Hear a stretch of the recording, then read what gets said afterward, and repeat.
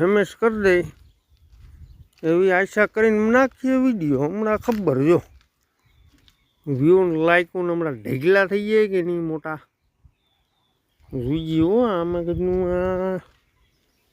આ તો ખોલવાનું છે, વાયર છે એની જરાક જોઈ લઈએ. બીજું શું હોય, આ વાયર ખોલ નાખ્યો આપણે, બીજું શું હોય એમાં. વાયર તો એકાદે ખુલી જાય ને. આ ગયા અંદર બરાબર. એટલે આ ગધડીનું બધું વ્યા જેવું છે. એ મોરલો રખડે છે મોટા.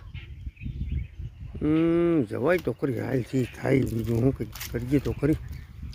એ ગધડીનું મોરલું આમ બધું ગયું છે અને ફેમસ કરવાનો છે.